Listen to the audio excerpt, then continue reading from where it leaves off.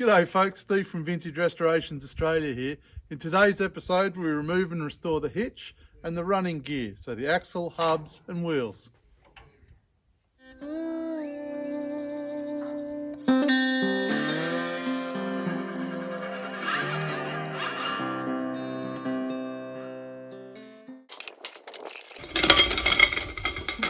Marcin's managed to remove the axle assembly, the springs, axle and the hubs. Now he's breaking them down into the basic components. We'll give them a bit of corrosion reduction with the angle grinder, and then tannic acid and of course primer and paint. We'll replace the bearings in these. Hopefully there's a number on there and we'll be able to identify what they are and get them replaced. Look at the brake pads, that kind of thing. Anyway, we'll get into that as we go. That's not even sped up. Look at him go. That's how we do things at Vintage Resto.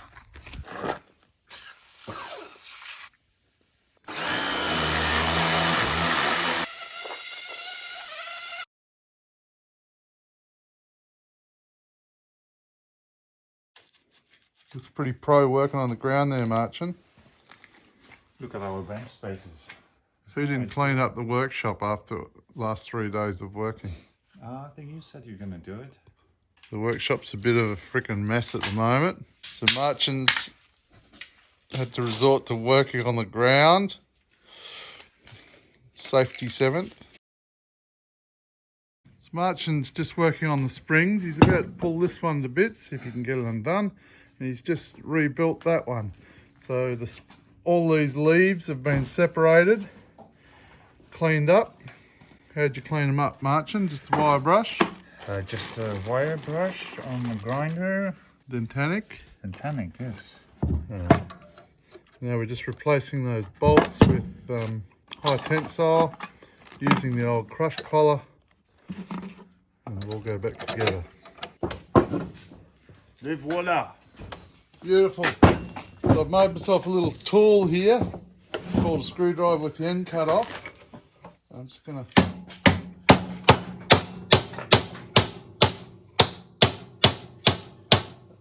crooked, and that's probably why it didn't want to come out. That. Beautiful job. Isn't it, Marcin? It is. You couldn't do that, I couldn't do it. That's why I'm the boss today. Yes. It's a sign of desperate times. I've got a variety of things for hitting stuff. Hitting is the last resort. It's a gentle persuasion. Gentle persuasion. Usually. Anyway, Marcin's going to grind that down because he loves grinding things. You've probably seen his profile on Grinder. So the purpose of this is to get in and get rid of all this corrosion on the inside.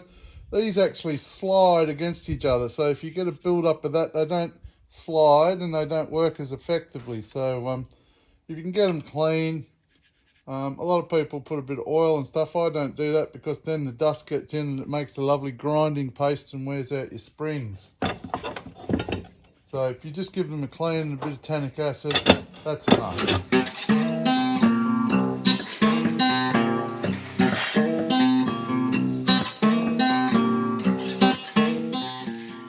Earlier, Marcin ground this back, gave it a coat of tannic acid, and then I've given it a industrial primer, just normal old primer, and there we've finished it with hammer-tone paint. Quite like the look of that, and it's a good durable industrial paint, hammer-tone. Kind of looks good. Got to dig the bearings out of that and go chase some. Just knocking the race out of these. Got to reach in and find there's a little edge there where you can get at it, and then just tap it with a hammer.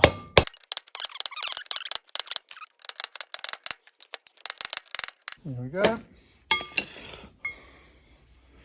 One bearing race out. On the edge of these you'll find these little numbers. Just let that focus. Just these numbers here, and that identifies what that bearing is. And if you can get that number, you can get that bearing So they're the bearings that have come out. They're actually in surprisingly good order. Don't necessarily have to replace those, but I will because I've got these out. We'll give these a clean. We'll keep these as the spares and we'll put the new ones in. So here's the new bearings have showed up. You can see the matching numbers on there and on the big ones as well. Just a bit of a shout out to Bearing Stocks Australia who sent those down. I could not find these anywhere else in Australia, but they had them in stock up there in Queensland, and they've got them down to me in a couple of days. So thank you to Rodney up there for sorting that out for me. Awesome service, and I highly recommend them. You can see the seal there. That's a replacement seal. Price on these was about $58 each in the USA. Not much cheaper in Australia either, but anyway, the fact of the matter is we managed to get them and match them. All of this stuff is very early Chevy, so it's a bit hard to find. Like a lot of the time, you get odd things in car parks, so it's great to be able to actually find it.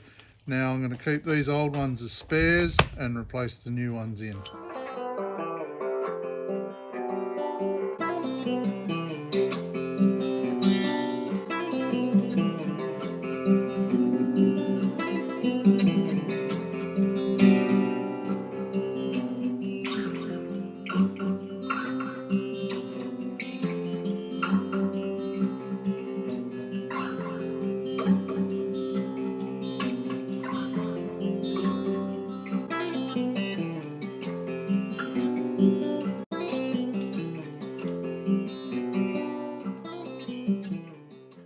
We've removed the tow hitch off the front of there, and one of the reasons why we do that is one, to restore that and get the brake component going. I was thinking of replacing it, but I decided against that. I'm going to go with the original because this is probably all brass and things, and it'll look, more period.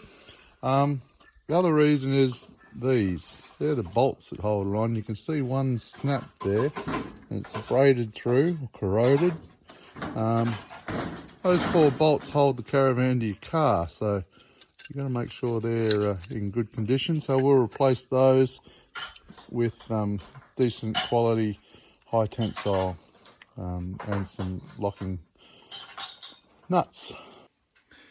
I've just been through and sprayed everything so we can start to remove all these bits. So if you take a look in here, there's these 2 springs. They're basically push-pull springs, and they put a counterweight on this and against the brakes. So this bolt here has to come out. I'll knock that out, spin it around, knock it out for us to withdraw this from the centre here. It's all a bit greasy and yucky, but it'll come out. Some of this old stuff is pretty stubborn. You just got to work away at it, plenty of pressure and WD-40 of course, and then occasionally a bit of gentle persuasion with my good friend the ball hammer.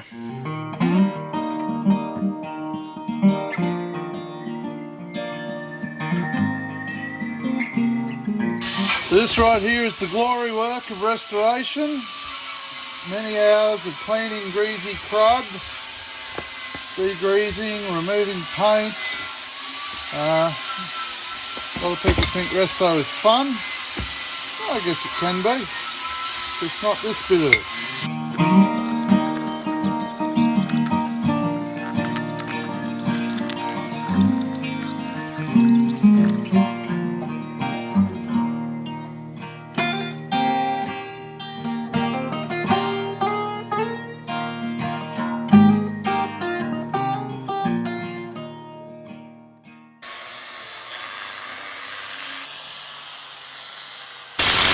Hello, you're helping, are you? You go deaf, you need some earmuffs.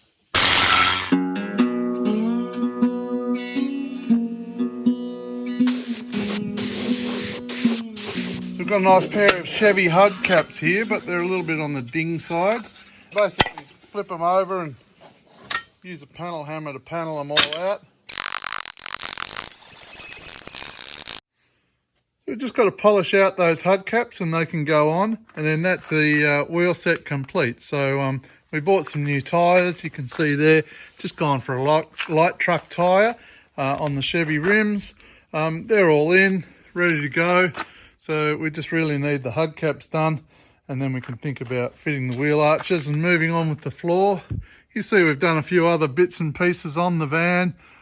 We'll cover those next week. Up the front, that hitch is on.